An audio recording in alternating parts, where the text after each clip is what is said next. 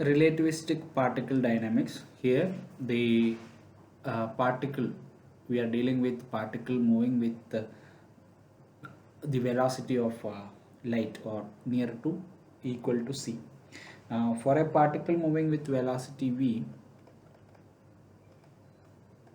particle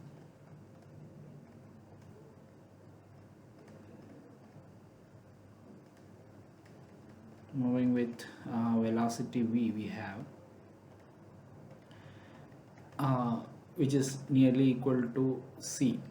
Then we can write the gamma as equal to 1 divided by under root 1 minus v square by c square. Now suppose there are it is moving with respect to some observer. Okay, that means the particle is moving with respect to some observer, which is again moving with some velocity. Now let us consider a particle moving with velocity v1. Particle moving with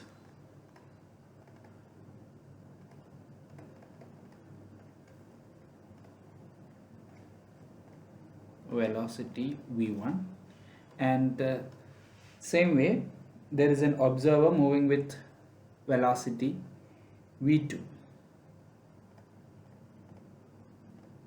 Observer moving with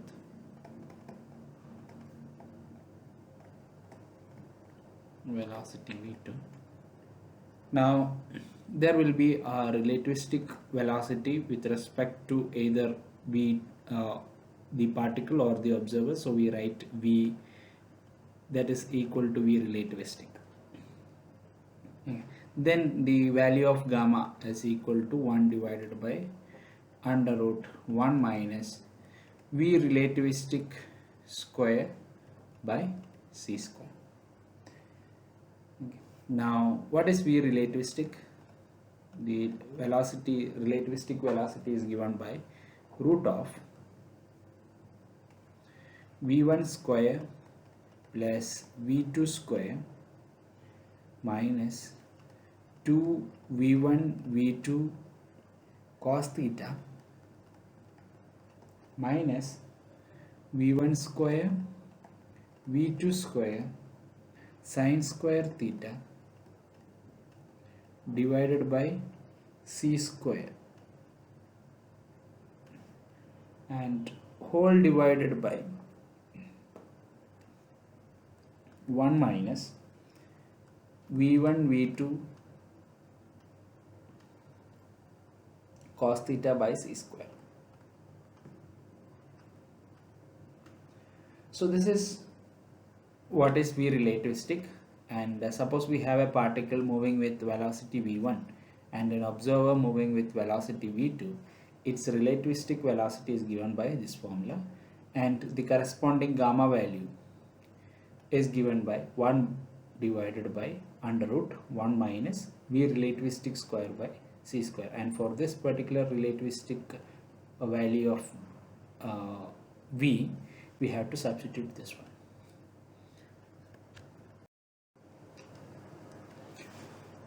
For a relativistic particle,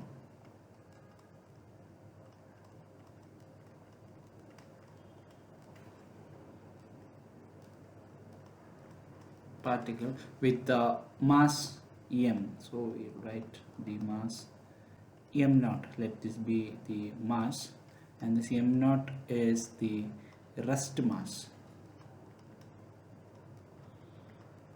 and E naught the corresponding rest mass energy.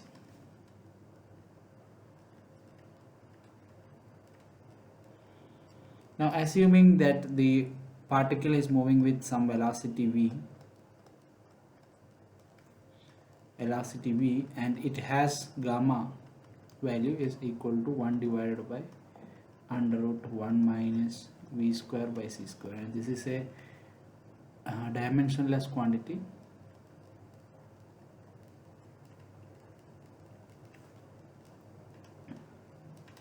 Then the corresponding mass, the mass will change by gamma times m naught. When the particle moves with velocity v, the mass will change to gamma times m naught, and correspondingly energy will change to gamma times E naught. And what is E naught? E naught is equal to m naught c squared. So the total energy E is equal to gamma times E naught, as we know that. So that's equal to E naught plus the relativistic kinetic energy.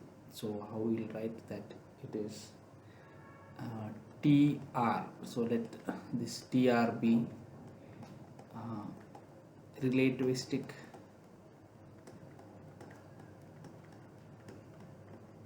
kinetic energy.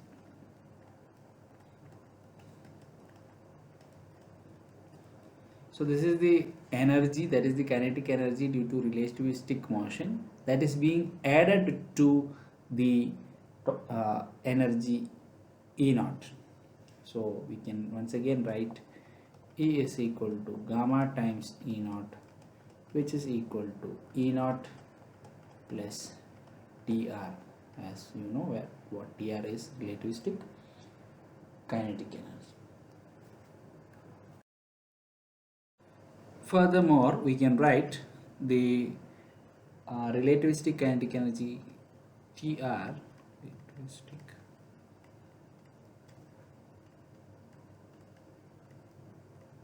kinetic energy TR. As you know, we can write E is equal to gamma times E naught, and which is equal to E naught plus TR. Now gamma times E naught is equal to E naught plus TR, and what is TR? This is equal to E naught into gamma minus 1, and this gamma value will be always greater than 1. The gamma value will be always greater than 1. It can never be less than 1. So TR is equal to E naught into gamma minus 1. Now we can also define a quantity called TNR, which represent the non-relativistic kinetic energy.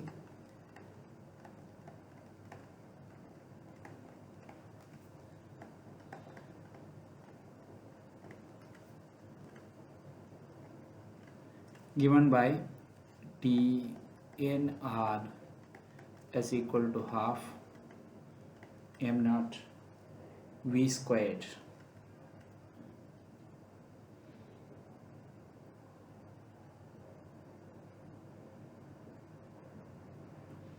So TR, the relativistic kinetic energy, is equal to sum of the non-relativistic kinetic energy T half m naught v squared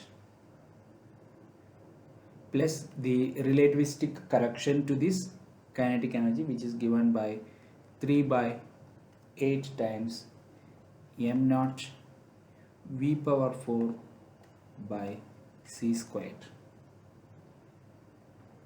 So now this we can write it as TR is equal to the non-relativistic kinetic energy, that is TNR plus 3 by 8 times m naught v power 4 by c square, and this term is the relativistic correction.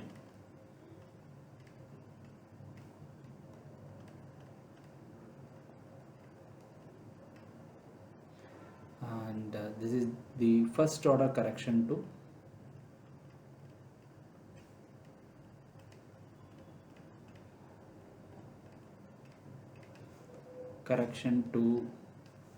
relativistic kinetic energy,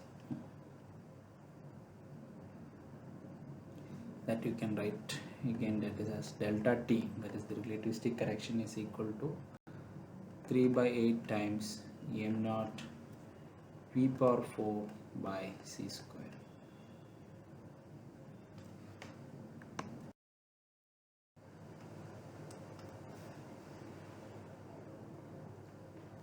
Coming to the relativistic momentum.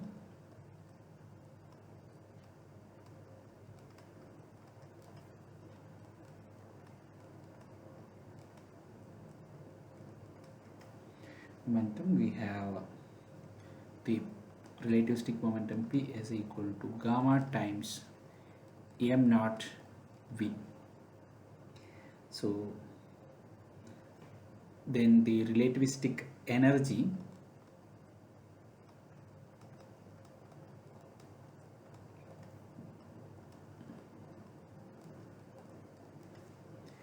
E is equal to gamma times m naught c square, and finding the ratio between the relativistic momentum and the relativistic energy. So we get P by E is equal to, let us write down, gamma m naught v by gamma m naught c square, which is equal to v by c square. Or you can write v is equal to pc square by E. So that's the velocity at which the particle is moving, which is equal to pc square by E. Now getting into the relation between E and P for zero rest mass particle. So here we have another concept, that relation between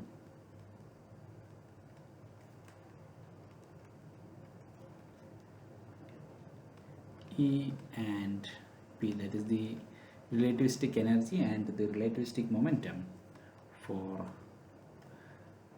zero rest mass particle.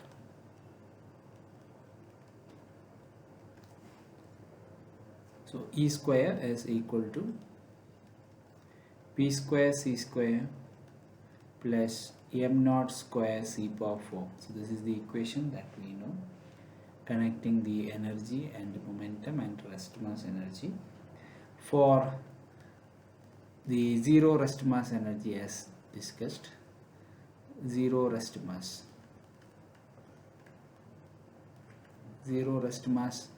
particle, we know that m naught will be equal to 0. So we can write E square as equal to P square C square and E equal to PC. So this is for the relativistic particle.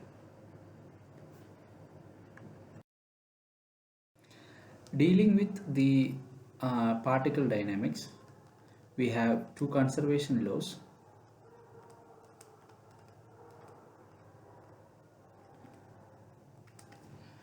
That is law of conservation of momentum and law of conservation of energy.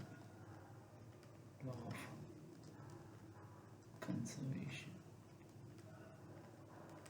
of momentum, that is the initial momentum is equal to the final momentum, Pi equal to Pf, and similarly conservation of energy,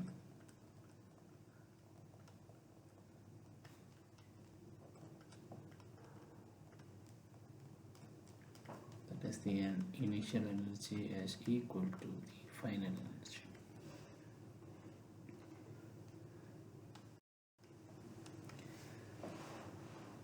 For a particle at rest,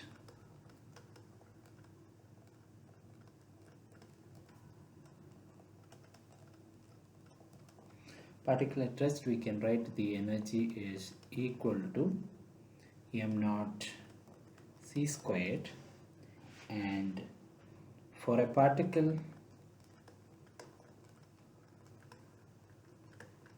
with rest mass equal to 0, m naught equal to 0, good examples are photon and to some extent neutrinos.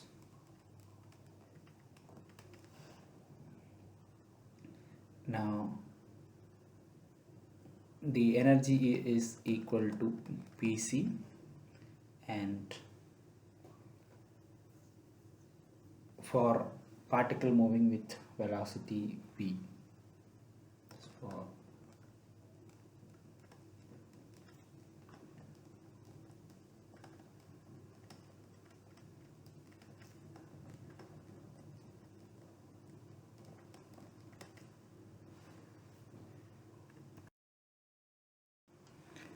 one concept regarding the uh, particle dynamics is stick collision.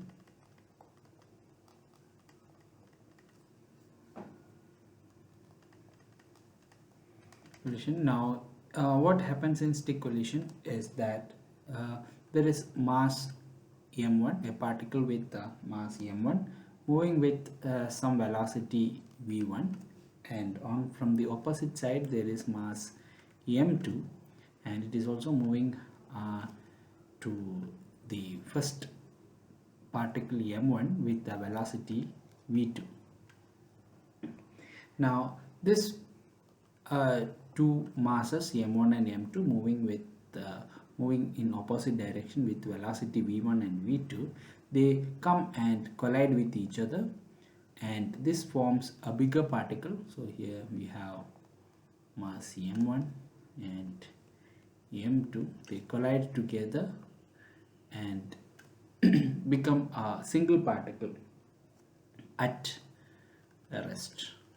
So this is called stick collision, and it will have the mass which is capital M. So we will be dealing with what is capital M. Now that is the capital M, the mass of the new particle is gamma times m1, or gamma, we have to write gamma 1 m1, gamma 2 m2, and what is gamma 1? Gamma 1 is equal to 1 divided by under root 1 minus v1 square by c square, and gamma 2 is 1 divided by under root 1 minus v2 square by c square. So this is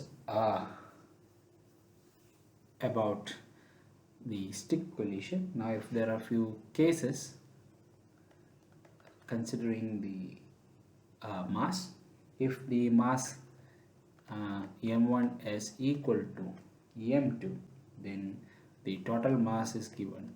So you can write m1 equal to m2 equal to m. That means if the both particles are same particles are, for example, electron and electron, so it will become m, the total mass, the capital M will be equal to m times gamma 1 plus gamma 2. Suppose if the velocities, that is this case 1, similarly for case 2 we can consider if both the particles are moving with same velocity v, then gamma will be same, then mass m is equal to gamma times m1 plus m2. If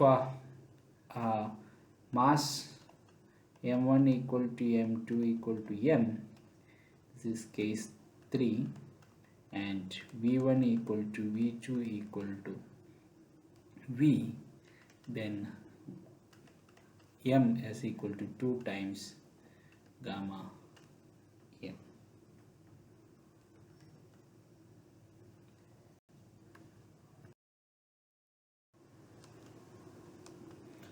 Another concept regarding the particle decay is, you consider a particle with mass m, particle decay. So now we have a particle m, that is particle with mass m at rest, and it is decaying to give a particle with mass m1 and a particle with mass m2. Now m2, the particle m2 is considered as mass zero rest mass particle. So it is zero rest mass particle.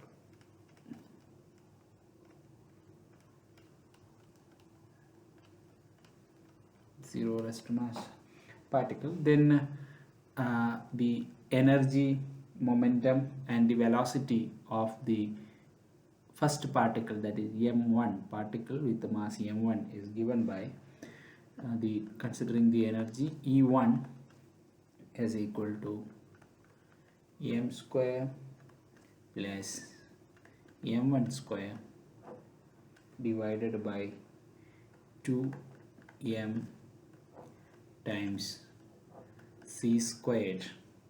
So this is the energy of m1, and the momentum of the m1 is equal to m square minus m1 square divided by 2 times m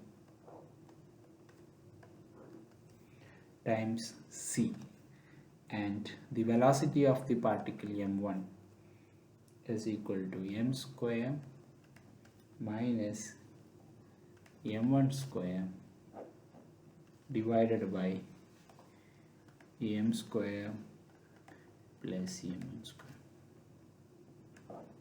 times c. So all these are values of E1, P1 and V, that is energy, momentum and velocity, can be derived from the conservation laws, the energy and momentum conservation laws.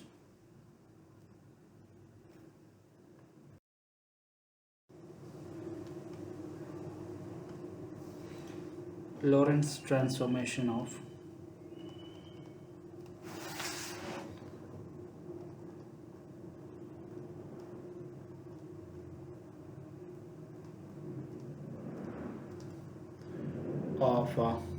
energy and momentum.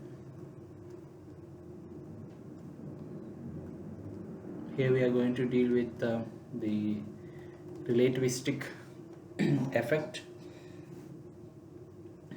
Suppose we have two frames, S and S dash, and S dash is moving with some velocity v with respect to this S. Then the time, energy, position and momentum in S dash frame with respect to S, that means the quantities in S, we can express the quantities of S dash, for which S dash is moving with velocity v. We can write the time t dash equal to gamma times t minus Vx by c square. Okay, so what is gamma? Gamma is equal to 1 divided by under root 1 minus v square by c square. Similarly, x dash is equal to gamma times x minus vt. Now energy E dash is equal to E minus vpx, gamma times E minus vpx. Px is the momentum in S, and now we are left with px dash, the momentum in the S dash frame, is given by gamma times px minus ve by c square.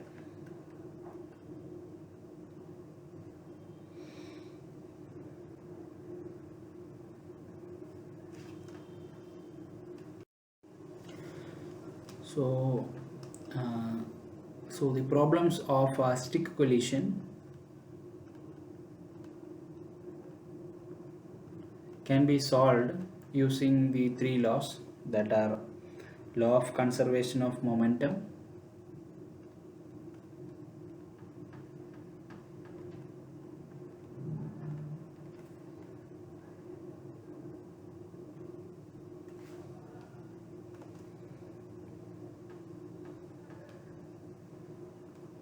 Law of conservation of energy.